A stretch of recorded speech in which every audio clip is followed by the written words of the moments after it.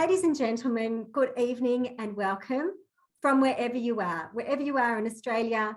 To those of you in Israel, good afternoon. To those of you in Israel, good afternoon. To those of you in Australia, good evening. And Bruchim Habaim to all. I'm going to start by acknowledging the traditional owners of the land on which I speak, the Boonwurrung people of the Kulin Nation, and pay my respects to the elders past and present. Because I know that this session is being watched across Australia, I also acknowledge the traditional owners of all the lands on which people are watching this. Tonight, the ZFA, as I mentioned before, I'm the CEO of the Zionist Federation of Australia. We're very proud to be hosting this special session in which we'll explore through the experiences of four Australian Olim, or four families of Australian Olim, about what it's like to live in Jerusalem, in particular about being an Australian in Jerusalem. Whether you're here because you're thinking of making Aliyah and making Jerusalem your home, or whether you're thinking of making another location in Israel your home, or whether you're simply here tonight to listen to people live from Jerusalem because we really, really miss being there and we really miss being able to visit.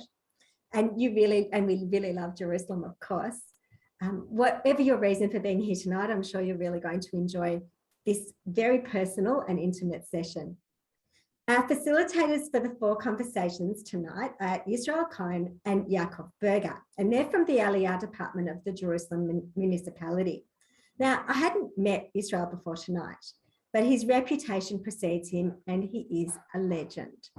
He's available and he will be available after the session to consult with potential Olim who are thinking of making Jerusalem their home.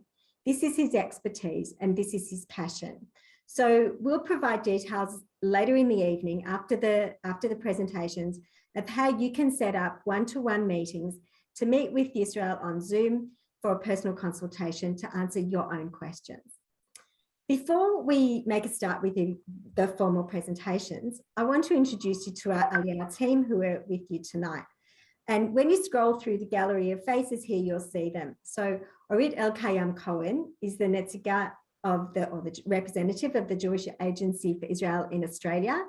And while I say she's in Australia in her heart, and she's in Australia on screen remotely at the moment, until such time as our borders are just a little bit more porous and we can squeeze her into this country, which we're looking forward to doing very much. But Orit is serving in her capacity as the Netziga and the head of the Shlichim Mishlachat from Israel. Becky Kipper-Fox is the coordinator for Aliyah from Melbourne. We also have from Melbourne Sapir Atias, who's a shlicha of the Jewish Agency. I don't know if Michael is here from Sydney, Michael Mannheim. He's not here tonight. Orit Peleg, I know is here. She's from Perth. I can't see on my screen, but I know she's with us tonight. So welcome, Orit. And of course, our Israel Office Director, Moriah Ben-David, who I'm going to hand over to now to introduce you to our speakers tonight. So enjoy the evening, everybody. Shana Tova, Gmar Chatima Tova, and I'll catch you at the end of the session. Moriah, please. Thank you so much, Ginette, for this intro. And it's very exciting to have this session, a webinar, Zoom, talking about Jerusalem in such a time where we're in between Rosh Hashanah to Yom Kippur, so talking about, a holy city and a holy land in such a spiritual timing, where you have a lot of Israelis going from all over the country to experience Jerusalem in different ways, different events or things that are happening now in Jerusalem. And we thought that it will be right to hear from, firsthand from the Olim themselves, what's, their feelings, how their challenges, their accomplishments, their experiences from living in Jerusalem in different communities in different areas in the city, and also to hear different angles about the city. I must say that having this webinar and in general, having these events that we're doing for potential Olim or for Olim themselves is part of something much bigger that we in the Israel office are trying to do together with Olim, is just to start together with the Aliyah Department to accompany and help Olim from the get-go from when they're planning or they're choosing to make Aliyah until they come here to Israel, and they finally, you know, touch the ground and start settling in, helping them with bureaucracy, giving them support with different, you know, small or big things, but also trying to create different ways for them to interact and together. Lately, we had an event for Olim a few weeks ago, and we're planning to have a few more by the end of this month and in the next month. And we're doing it with a lot of collaborations with different organizations here in Israel, such as the embassy and other Israeli organizations. And I'd like to take this opportunity to really thank our partners, Yisrael Cohn and Yaakov Berger, that from, I think, the first few months that I entered my role, Israel got in contact with me and told me that he's here for whatever, you know, we need. With Olim, his door is always open, and I can't thank you enough. Like, I felt this, you know, cooperation and support and willing to help all the time in the past few years, and I'm glad that we're doing this this event together. And I also want to thank the Olim that are going to speak today, that, you know, they made the effort and they don't get anything, they don't receive anything from this, but they purely want to help those who are planning to make Aliyah, to make their lives easier. And it's super appreciated. And thank you so much, and enjoy, everyone. And Shana Tova. Israel and Yaakov, the floor is yours. Thank you. Shalom uvracha. It's such a pleasure to be here. Such an honor to meet people on the other side of the world, using Zoom to communicate in a way that we wouldn't have dreamt of speaking to people just 2 years ago. Even though Corona is not great, one of the advantages is that an event like this wouldn't have contemplated it were it not for the situation that we are in right now.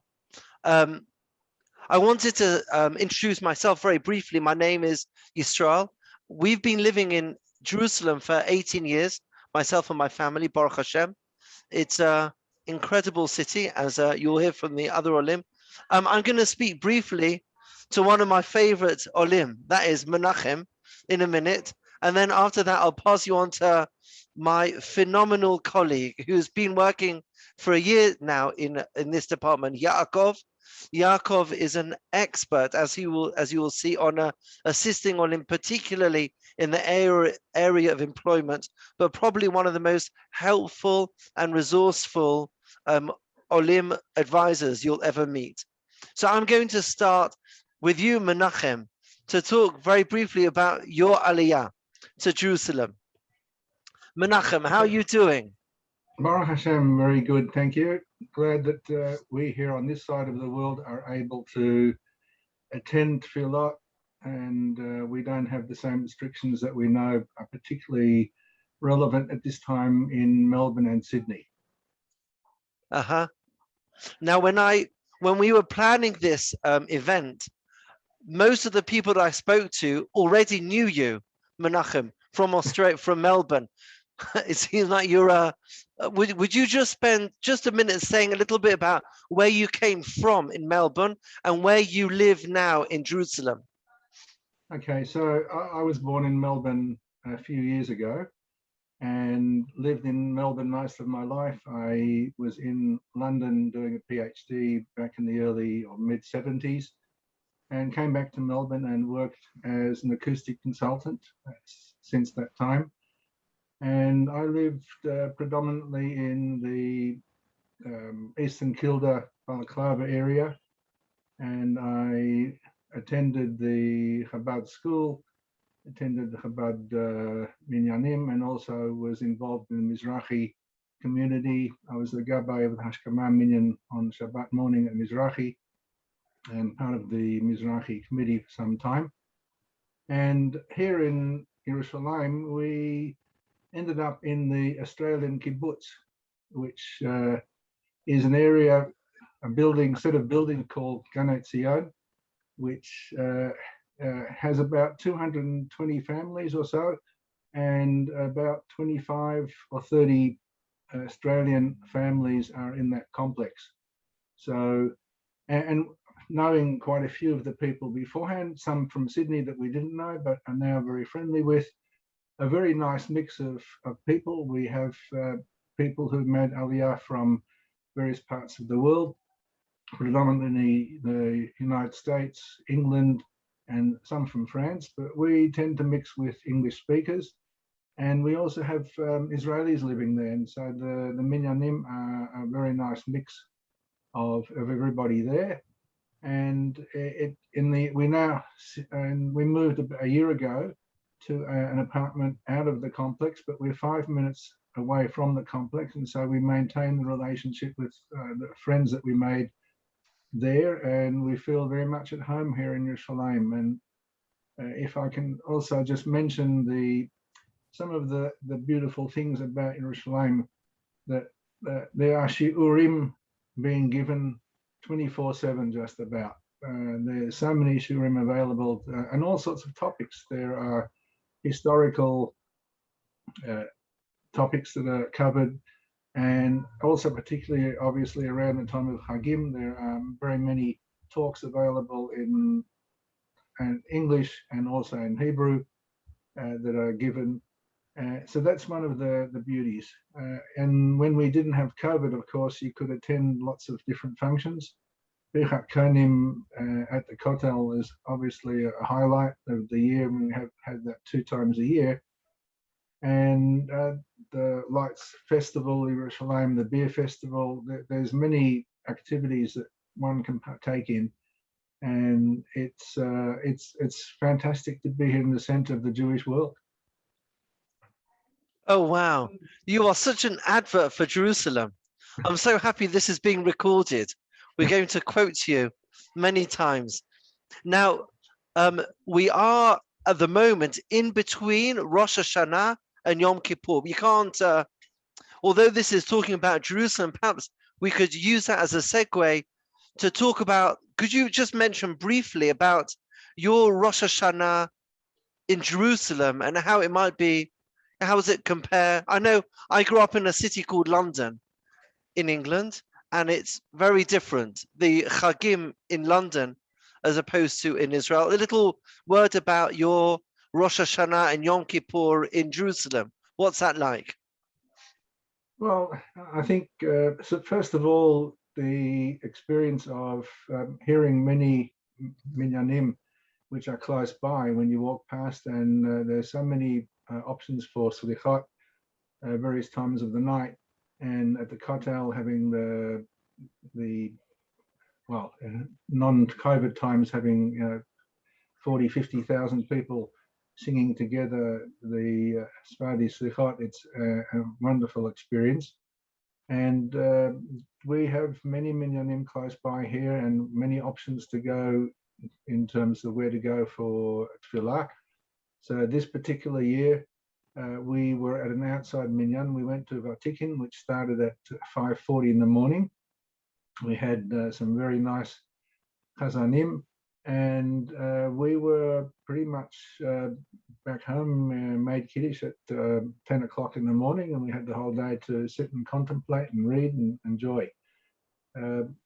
That's something I probably would not have done in Melbourne. And I'm contemplating doing the same thing again for Yom Kippur, because the weather, we are outside, we are under cover. There's shade, so it's not that bad. But if it's a hot day, I personally would prefer to be out of the sun in the midday on Yom Kippur, because it does get very hot outside. It's a wonderful experience. Oh, excellent. Could we just conclude? I could talk to you for an hour, but that wouldn't be fair on everybody else. But could you just conclude with what's a place in Jerusalem, a location that's very close to your heart in Jerusalem? Wow. Probably have to say the Kotel. I have to say that, I often walk down the streets and say to my wife, Rita, who is currently working at the OU and couldn't attend, that I have to pinch myself. I just can't believe that we're actually living here. It's sort of, even though we've been here 4 and a bit years now, and it's still an unreal experience that to live the dream, I guess you could say. For many years, having Aliyah in the back of our minds, we promoted our children moving here, and they fortunately 3 out of 4 are currently living here. And we followed, and Baruch Hashem, it's still an unreal feeling walking down the streets, and there are many only in Israel moments. We could talk about that for a long time also. When it comes down to push and shove, we are Am Echad, and there are some things that happen here that could only happen here. It would not have those things happening, and positive things. I'm not talking about, there are some negative things as well. But there's many positive things that happen here that you would not experience anywhere else. Oh, wow. Menachem, thank you very, very much. We'll come back at the end. Thank you very much for your inspiring words. We'll turn now to my esteemed colleague, Yaakov, to move on to the next conversation. Yaakov. Thank you, Yisrael. It's a pleasure to be, as you said, pleasure to be in touch with all these wonderful people so far away, but also so close. And our goal. We just want to make it as close as possible until we're all here physically in one place. And as was mentioned, we look forward to being in touch personally also after this meeting. But here, just for a little taste, we'd like to introduce our next Ola to Jerusalem, who will tell us about his journey here, David Wolfowicz. Hi, nice to see everyone over here. I will mention that I was thinking this is going to be a little bit more broadly Australian, and I definitely feel very Melbourne-centric in this group. Not that there's a problem with that, but as you could probably tell from that comment, I actually grew up in Sydney, though my accent would not suggest as such. I'm actually a 4th generation Australian on one side, but I also spent many of my formative years in Canada, hence how I came out sounding like this. I moved to Israel from Sydney back in 2010, which is quite a while ago. I was 18 years old. And I first went to a yeshiva where I learned in a Hesder program. So that's yeshiva learning combined with army service. And then I moved to Jerusalem a few years later. I moved here in 2016. And throughout the cycle of 2019 and 2020, I was actually back in Sydney on Shlichut, working at Moriah College as a Judaic Studies and Hebrew teacher. And I returned to Jerusalem just at the right time, it seems, because I came back at the beginning of this year, just in time to get vaccinated, and just as, of course, all hell broke loose in Sydney. So I've been in Jerusalem, depending on how you count it, about 3 years, give or take. I've lived in 2 different neighborhoods, mainly, originally living in Moshava Germanit, the German colony. And a few months ago, I moved up to Arnona, which is the area that I live in now. Wow, very nice. So I guess you've done the transition twice in a way. You've come, you saw what it's like, then you were back, and now forth again. So I guess, is there anything surprising, something unexpected in those transitions that you'd want to share, that you go back and tell yourself the first time now? Yeah, I mean, I guess because I came here when I was 18, my story is a little bit different to some others. And I was fortunate that by the time I moved to Jerusalem in 2016 for the first time, I'd already been living in the country for 6 years. I spoke the language fairly proficiently. And I already had a good network also of Israeli friends. So I would probably say, unlike Menachem, like my friend group is kind of mixed. It still skews Australian Olim. I was very lucky that my group of friends from high school, many of them moved here within 4 or 5 years of myself moving here as well.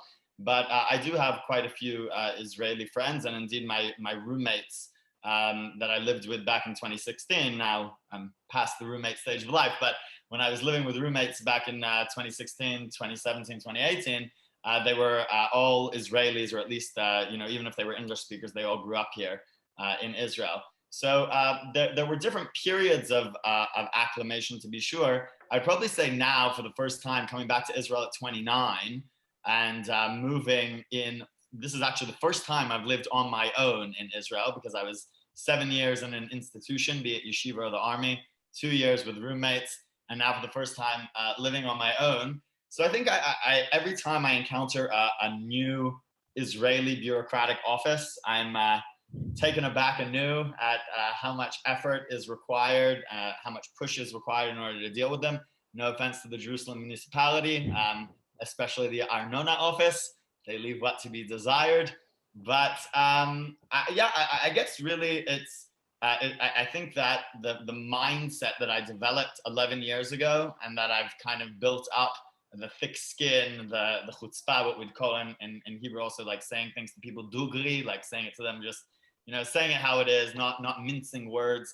That I think I already kind of got down packed. And so this time around, it's really just applying it to new different scenarios. But I think ultimately what I've realized is that, you know, even though I'm kind of not really considered an Oleh Chadash anymore, I still encounter, you know, daily issues and things that just come up. And I guess that's sort of part of life, and you deal with it. It's more about developing an attitude as to how to deal with it that makes it that much easier. And it sounds like you're fairly integrated in terms of being in the mindset, understanding how things work. And I guess part of also these life transitions are you encounter new things at every turn. And those are the things. You mentioned you lived in a couple different neighborhoods. Do you kind of compare and contrast what it was like and why, you know, you chose one neighborhood over the other at this stage in life?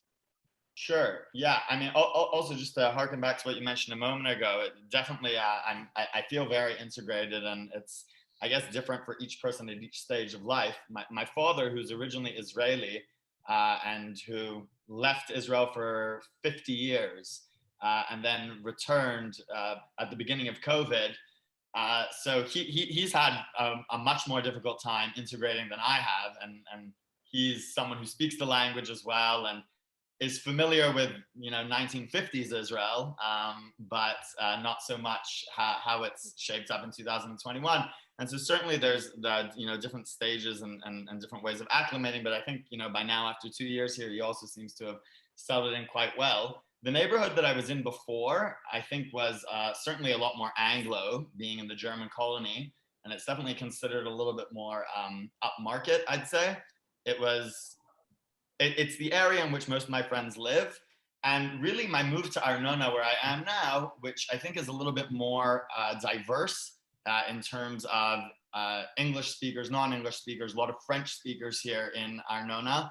And in terms of age range as well, you have people more in their late 20s, early 30s like myself, and also plenty of retirees. My father was living in the area here also for about half a year.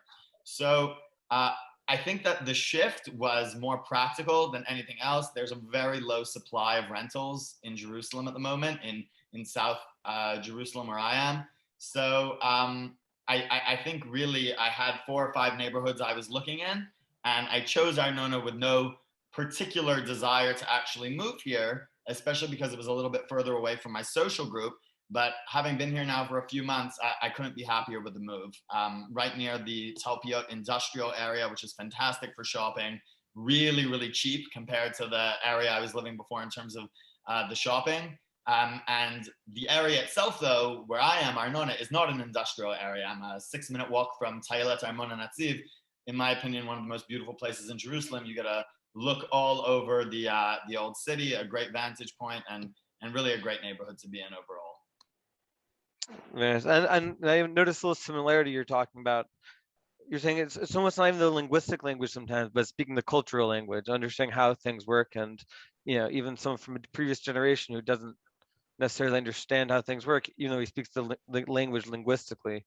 It sounds like similar, like in Arnona, you're a little bit just more part of the flow as opposed to in some sort of, you had your, you know, English-speaking friend group, but here now you're able to take part in a broader range of society and go shopping at the cheapest grocery stores where the average Israeli goes, and not necessarily on Emek or Faim, where the signs might be in English more often. So I'm noticing a theme, I guess, of you know, on your timeline. Absolutely. Yeah. So I guess it's just it's become less necessary for me to seek out things in English. I don't need it to be, oh, I want the you know, the number of times I see people post on WhatsApp groups and Facebook groups, and it's fine if you're at that stage, it's just not me, but looking for a recommendation for a great doctor who speaks English, or a supermarket or a butcher who speaks English. So those services exist in the area for sure. It's just not something that I really care about very much anymore. And in fact, most of the providers that I use for my daily needs do not speak a lick of English. Wow, amazing. So what a journey from, you know, from coming as a yeshiva student. I guess last question to wrap up the segment is just right now we're in the middle of the Tkuvat Chagim. This month is full of holidays. How is it different here than it was for you growing up in Australia and in?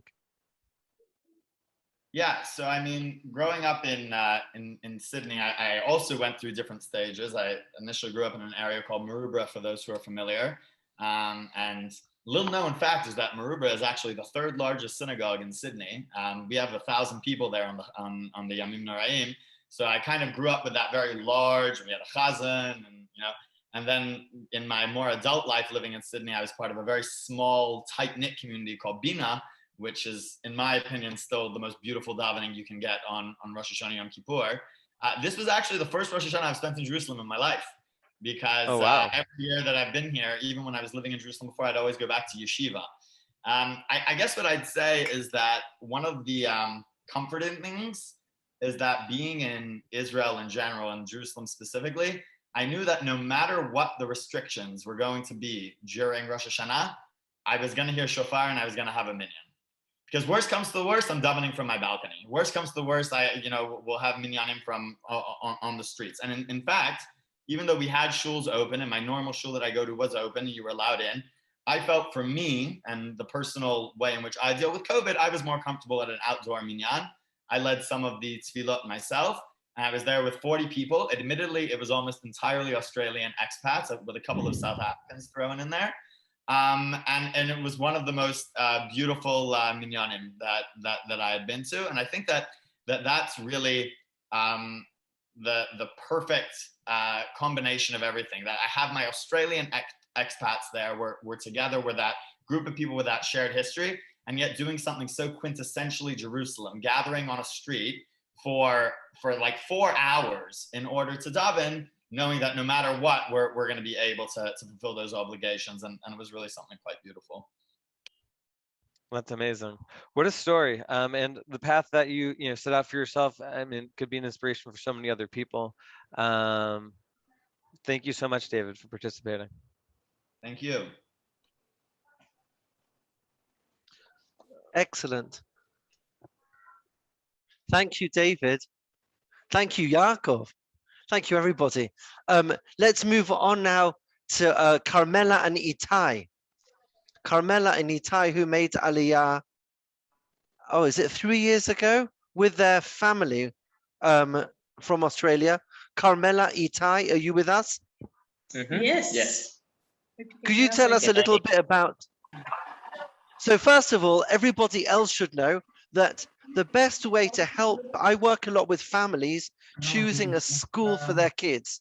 And the best way is to connect them with families who send their kids to schools in Jerusalem. Carmella and Ittay are always available to consult with potential olim to find out about which schools they send their kids to. And I'm always grateful to that. Thank you very, very much to both of you for that. Could you just tell us a little bit about where you came from and where you live now in Jerusalem? Sure. I am from Melbourne. I lived there my whole life. And about probably 6 years ago, Ittay, maybe a little more, first put forward the idea of our family making Aliyah. And it took me about 2 years of really sitting with it and like stewing and considering and exploring to think about whether that was the right move for us. And we were very connected to the community in Australia. Ittay, I would say, still very connected to the community in many ways through his work. And it was a big move, but one that felt like a really timely one for our family. We kind of felt like we were almost like a bit stuck in Melbourne, and we just kind of wanted a real change and something really exciting, and just to feel like we were living a really rich Jewish life. And that was probably one of the biggest motivators for us to move over. you want to say something about your? Yeah, I'll just say that, you know, it's a Shemitah year now. And so we sort of came to Jerusalem in 2018 as a Shemitah year, as a kind of, let's just have a break from life.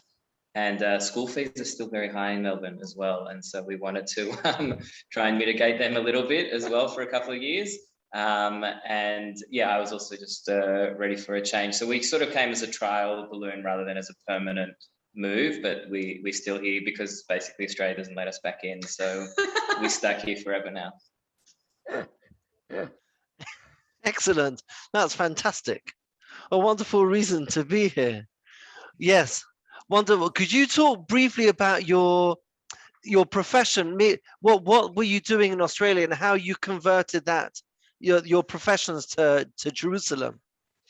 So I was a Jewish day school teacher. I taught for 7 years at Mount Scopus before I came here, and I actually tried to be an English teacher here for about a day, and I hated it because schools here are nothing like Scopus. Like, I often tell a story that at Scopus there was a person whose entire job was to do photocopying for all the other teachers, and there was another person whose job was, you know, a lot of staff had secretaries and whatever, and we had our own offices. And I came to a school in Jerusalem, and like, no one does your photocopying for you, and all of the teachers have one staff room that they all share together. And discipline is, let's just say, not what it is in Australia. And all of the kind of IB and, you know, forward-thinking stuff you don't have. Anna, I can see Evie Fictor's on the call. I'm sure she knows what I'm talking about. So schools here are very different. So I quickly realised that being a school teacher wasn't for me in Israel.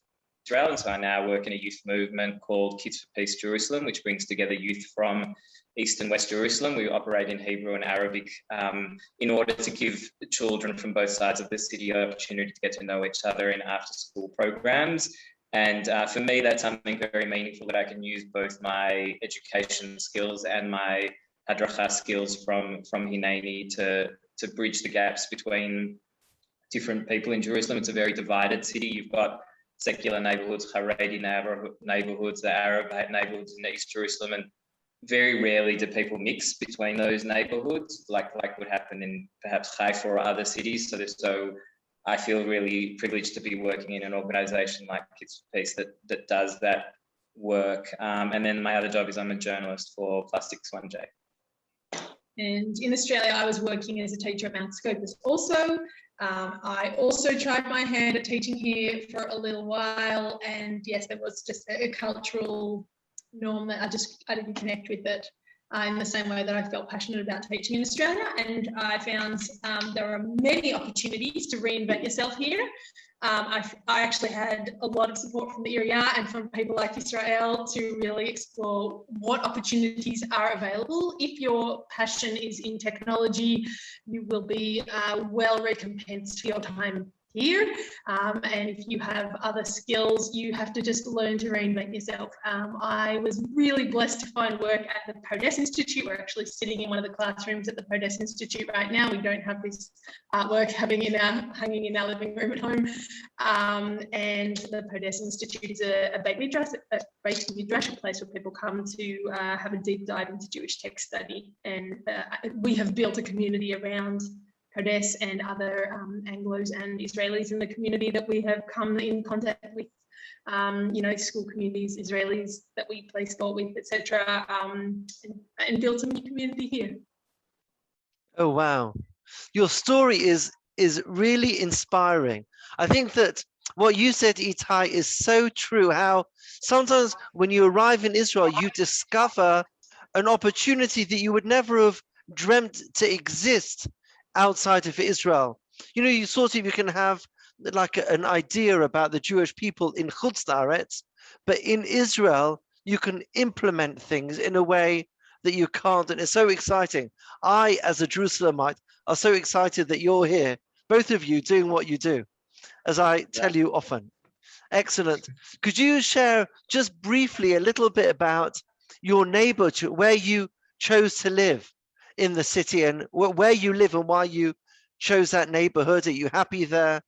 Because Jerusalem is such a varied city. I'm sure you gave a lot of thought to which neighborhood would have the honor of having your family in it? So we live in Menachem, or the German colony. I'm sure, raise your hand if you know that the German colony is probably a well-known neighborhood. And many of you may have been to Kafit or Aroma or Ben-Ami, the first station, which is also nearby. So the rent there is not cheap, it's very high, but in Australia, we had 2 cars. And we decided to go car-free when we made Aliyah, and so we had to live in a place where we could go car-free. And Menachem is a great place to be car-free because it's got a lot of buses and shops, and both our kids' schools are very close by. Nava goes to the Adam school in Katamon, and Ittay goes to Tali Geolim in Baka, and so yeah, both the kids walk to school. In Israel, there's kids are a lot more free as well. They often just go to school, make play dates on their own, arrange their lives themselves. You don't really, it's not like in Australia where you book a play date 3 weeks in advance. So the kids are a lot more independent here. And for us, I think the money we save sort of on not having cars, we sort of spend on our rent instead. And for us, it's been a really good place to live. Oh, wow. Interesting. I was thinking your comment about schools is like a flip side, meaning on the one hand, as a teacher, it's very challenging, but as a parent, your children are more independent. Your children are more, I don't know, they take more ownership on their lives, which might make it challenging as a teacher, but quite refreshing as a parent. Would you agree with that? About the WhatsApp groups. Look, I would say our challenges that we experienced in teaching was very much cultural, and I don't think Israeli teachers are experiencing the same struggles that the two of us might have faced. You know, we had just come from a very different experience of the relationship between teacher and student, and I have to say that we have been unbelievably blessed with the schools that our children go to. We couldn't be happier with them. We have remarkable teachers who play a very central role in our children's lives and in our lives. The WhatsApp groups are incredibly active. They're a voice in our family life, probably more so than we experienced in Australia, where there's a bit more of a sort of a divide between school and home.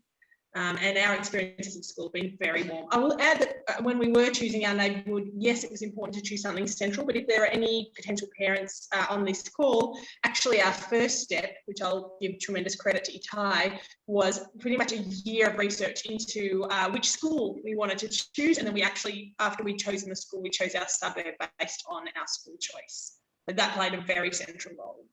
And Jerusalem has some of the most diverse schools in the country. We've got now, like in Baal, the first secular all-girls school in the country. We've got now a Nisawi Dati school, which doesn't exist anywhere else.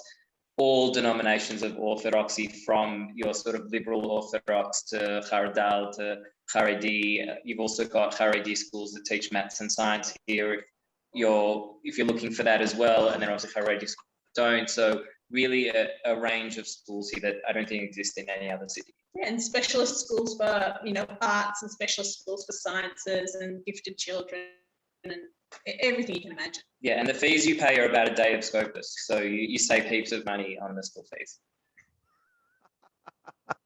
That's brilliant.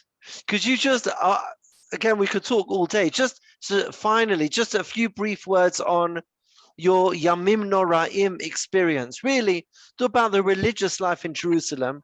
But since we are now in the middle of Rosh Hashanah and Yom Kippur, we can frame it within the Yamim Noraim. How's your religious experience in Jerusalem differ from your religious experience in Australia? Question to ask a family like ours, because we probably don't quite fit into the mold of the average family who do make Aliyah. In Australia, we were very committed to synagogue life, and we were members of two different shuls, one that we went to on Friday night and a different shul that we went to on Shabbat. And I will say it took us a long time to find our feet with building community here.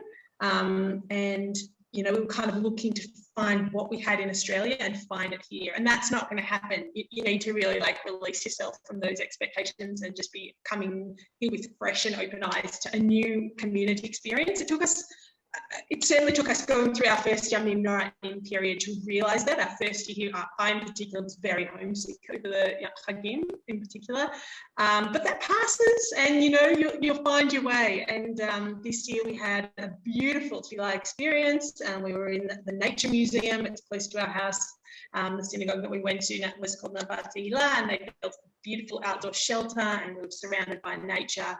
We could hear the shofar blowing from like 6 in the morning till noon in all different synagogues and communities all around us. We could hear it from our living room at home. We could hear it from walking the streets. It was an incredibly special and vibrant Chag experience. Unparalleled anywhere else, I think. And I'll also add, how there's some people who go to shul to talk to Hashem, and there's other people who go to shul to talk to their friends. So I'm of the variety that goes to shul to talk to my friends. I'll admit that. I'm sorry, Hashem, I'll do tshuva before Yom Kippur. So I don't, the most of the shuls in Jerusalem are made up of people who want to talk to Hashem, which like I say I respect. But if you're looking for like a social place, which a lot of Melbourne shuls are, because they have a kiddush and a lunch and that sort of thing, shul for me was less the place I found that, and I more found that through other activities, music, culture. I play chess a little bit, I do different things like that. So shul has a different place in society here than it would in Melbourne. So that's also something to keep in mind. Excellent. Thank you so much for your thoughtful, honest, and very energetic responses. It's always a pleasure to speak to you, and every success. We'll be in touch again at the end. Let's turn back now to Yaakov for our final conversation. Yaakov. Hi again. It's my pleasure to welcome Mimi and Amnon Trebish to tell us a little bit about their Aliyah story and how life in Jerusalem has been treating them. Hi, I'm Mimi, and this is my husband Amnon. We made Aliyah nearly 7 years ago. We went first to the German colony for a year. We made Aliyah with our 5 kids. We went to the German colony for a year, and we found inner city living was not for us. So we moved to Ramat, which is like on the outskirts of Jerusalem, North Jerusalem. It's more of a suburbia life here than Emek Rafaim, which is what we wanted and what we felt our kids needed. We also had a dog, which really wasn't a good place to live. So we've been in Ramat now for 5 years. Yeah, and we love Ramat. It's great. It's the Ramat forest is here, so it's very green. We have a mixed community. Our kids all go to school in Ramat.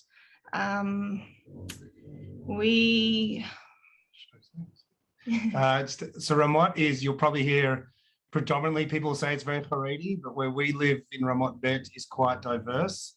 Definitely more Dati Lomi, non-religious people as well. It's a little bit more what we're used to growing up in Melbourne, and very popular with a lot of Olim from America. But yeah, like Nefesh B'Nefesh, it's one of the places that people are coming and checking out all the time, which is not good for property prices. It's expensive. Hard to find places here like everywhere else. Yeah, for rent and for sale. Yeah, it's hard.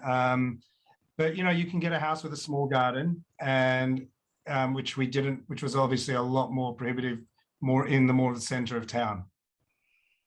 Mm-hmm. So talk a little bit the transition from German colony, which is more typical city life Jerusalem that people used to seeing, and saying that you found sort of more suburban lifestyle out in remote Bet. Could you compare that a little bit to what your life was like previously in Melbourne and what that transition was like? And, I guess what were some of the surprises? Well, we had 5 children to put in schools. So that was very different. And as Carmella and Ittay both mentioned, schools here are very, very different. It took quite a few years for our kids to be settled. Thank God now they're really settled. And yeah, the schools are completely different. The social life, as you said, for the kids is amazing. Our kids are very, very independent, too independent sometimes.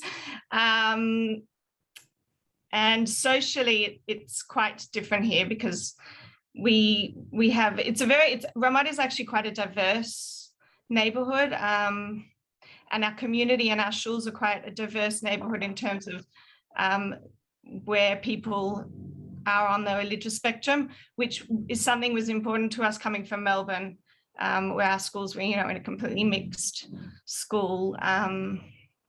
So that was important to us. So when we found Ramat, we really liked that it was similar in that respect. Yeah, you meet a lot of different type of people. Yeah. Not very like same. So that was good. I'd say that honestly, most of our friends are Anglos, we English speakers, just by the nature of the shuls you go to and the people we mix with. But with our kids, we definitely see the next generation, they're much more integrated with their Israeli friends and so on, and with the youth groups and things like that. So you're saying for the kids, it took them maybe a little more time to get settled, but they got settled in on the ground level, where now they're more integrated. They're in regular Israeli schools with Israeli friends, whereas you as the parents are going to the English-speaking synagogue and have that comfort zone. That might have made the transition a little bit smoother yes. off the bat. Yeah. Amazing. And career-wise, was there a career transition involved in terms of what you're doing previously in the old country? In Melbourne, I managed I'm a speech therapist. So in Melbourne, I managed a therapy center with psychologists and occupational therapists and speech therapists. When I came here, I did some private work as a speech therapist. I didn't want to work in Hebrew as a speech therapist. So I studied at David Yellen College to become an English teacher. I did that for a year. And then I moved into teaching English speakers in a school, but very small classes. So 2 to 3 kids in one class. I did that for 2 years. And then I stopped. It was difficult. And I still tutor. I tutor English and I do a little bit of speech therapy work on the side. That's my transition. Right. I saw some questions popping out, so we'll get back to that. But just on I've had a significant transition career-wise. So I was working for General Electric in Australia. I was able to get a job in London in the same area that I was working in compliance and audit. And that allowed a very easy transition, I guess, from a parnosa point of view, from a livelihood. I was commuting to London backwards and forwards, working from home a little bit. And eventually the business, things changed in the business. They sold that division and my role was made redundant. So I needed to reinvent, not so much reinvent, but look for the next opportunity. I actually joined a really good group, Amuta called Vahim, which helps Olim, skilled Olim, find jobs in Israel. So I highly recommend that as a resource to people. And through that, and just through some connections and networking, I ended up getting a job in a similar field with KPMG in Tel Aviv. Ended up doing that for about 6 months till a friend from California tapped me on the shoulder and said, "Hey, I've got this startup. Do you want to come in working more as the CFO in the finance role?" So I did that. That startup doesn't really exist anymore, but the skills and what I set up over there allowed me to basically set up my own business now. Set up my own business where I do manage bookkeeping and outsource CFO services for clients in the US and Australia. So I've been doing that now for about 1.5 years and have about 3 people working for me. So yeah, it was never thought, I was always working in big corporates and things back home, and come to Israel, and then things changed, and thank God it's going really well. So it sounds like since your move, your career path has become much more fluid. Is that right? Yeah, like, I mean, I had probably before I was in Australia, 15 years working in about 3 to 4 jobs, probably had the same amount of jobs in about 4 years in Israel. But I think I've sort of landed on something now where hopefully I'm pretty settled, I think, where I am, which is great. Fantastic, very nice. And the question came up, you mentioned that the schools are just extremely different. And since there's such a wide variety of schools in Jerusalem, could you explain in your experience what's been so significantly different? You want to go? It's hard to explain. I feel like the I mean, my kids are really happy in school here and they're learning, and I would say that the way of teaching is 10 years behind Australia, if not more. Australia has a lot of experiential learning, whereas Israel is not up to date with that. This is our schools. I'm not talking about all schools in Jerusalem because I really don't know. What else? The teachers here, I will tell you, the teachers here in my kids' schools are amazing. They are dedicated beyond. They will do anything for their students. You can call them anytime. You can text a teacher anytime. They're always available to their students. And for my high school students, that's really made a difference. And you can really feel that as a student. I think that the students feel that dedication and the love that the teachers give them. I'd say on the flip side, I think it was mentioned earlier about discipline. I know Australia, we wore school uniform and just things are a little bit more, how do you say, sudar, and that discipline definitely, maybe it's something they just wait till they get to the army and they get that here. I'm not too sure. Yeah. Certainly a different culture. It's reflected also, you're saying, in the informal nature that teachers are available after hours as well. Fascinating. I guess just to wrap up, tell us a little bit what it's like to celebrate the holidays here in Jerusalem as opposed to what it was like back in Melbourne. So one thing I'd say, the holidays, everything everyone said is the same for us, right? Living in Jerusalem, it's very significant. Being in the city where it's all happened, the center of Judaism, it's definitely the one thing that you feel is just the whole country is just on board with the Chagim, and you get that sense of every person you speak to, whether it's the bank, the post office, wishing you Shana Tova. You're just immersed in this time of year, which is amazingly it's a feeling special. you get everywhere you go. Which, in Australia, it's like you're looking at the calendar, it's how many days of work do I have to take off, and is it a good year or bad year for work?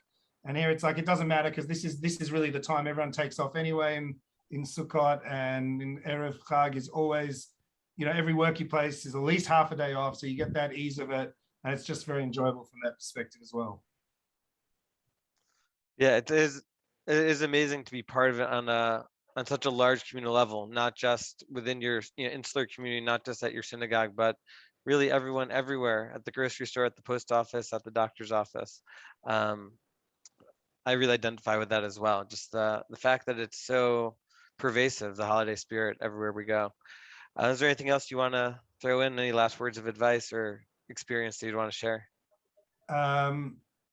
Just like I think as I said in the beginning, you come here, you'll feel you're living the dream.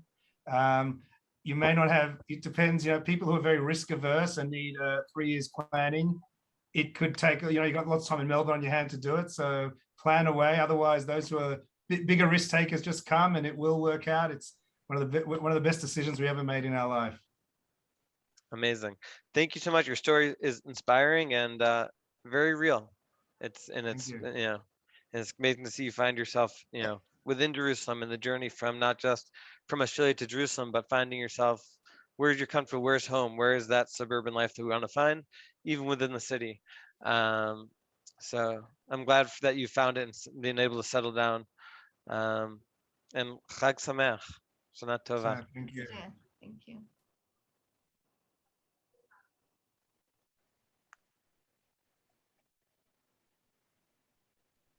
Shalom, thank you all very, very much. We turn now back to Moriah and to Ginette to conclude. That was phenomenal.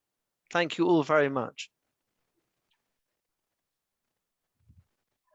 Thank you so much for the speakers and for Yaakov and Israel for facilitating it so nicely and, really giving us, I guess, the tachlis of, what people want and like different aspects of living, the day-to-day life, and also giving us a little bit of the taste of the high holidays and how it feels here. I must say that as an Israeli, I'm super excited to hear, what you guys said. Like it really, like it made me emotional sometimes, like to hear, how with the challenges you keep on looking at the half full cup and the good things that Jerusalem and Israel has to offer. So I want to thank you so much for that. That was beautiful. Ginette, would you like to add? Thank you. And yes, to all of the Olim, I think we had a great cross-section of people who made Aliyah at different times of their lives, having very different experiences and different outlooks to life, different challenges. And thank you all so much for being open and sharing those experiences very honestly. It's really important. But like you said, you know, you made those decisions, and I think everyone's just really inspired by your stories. They've been beautiful stories, and hearing your expressions of how you're celebrating the Chagim too, very special. And also to just hear that you can actually have choices of where to go as opposed to your living room or your family room. Lucky. So that's all great. To Yaakov and Israel, thank you so very, very much for joining us tonight, for facilitating those discussions. You're both very natural talk show hosts, I should say. It was really a pleasure to listen to you too.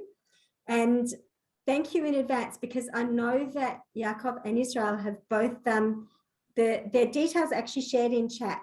So if you'd like to jump onto chat, you'll find their email addresses, and you can make appointments to meet with them and have conversations with them, whether you're planning Aliyah in the next month, in the next year, or sometime in the future. That's really, that offer is open to you to get to know the municipality, to get to know some of the issues around it, to get to know Yaakov and Israel. And I think you've got to know them a little bit through these little conversations tonight, and hopefully you will follow that up. To our team also, thank you very much for putting this together. To Becky, Sapir, Orit, and Moriah. Great session. I can see that Carmella and Ittay are putting up a whole lot of advice as well. So read their advice. They're talking about the Hebrew classes. Yes, we have Hebrew classes at the ZFA through Habayit. Susie, thank you for that pitch. And Duolingo, great pitch as well. And Ulpan opportunities. So yeah, Hebrew is a great way to start your process, whether you're again looking at Aliyah in the next month or whenever it's happening for you. If there's no other comments or questions at this stage, I would, and thank you Menachem for that lovely offer as well to talk to anyone. So you'll be able to contact our speakers through our office. You'll be able to just reach out to us, and we'll put you in touch with the speakers should you wish. On behalf of the Zionist Federation of Australia and on behalf of Jewish Agency for Israel, or Rich, I know I'm speaking for you too here in that. Thank you again for joining us. Wishing you all Shana Tova, Gemar Chatima Tova, B'Shana Haba'a B'Yerushalayim. Thank Amen. you. Amen. Shana Tova.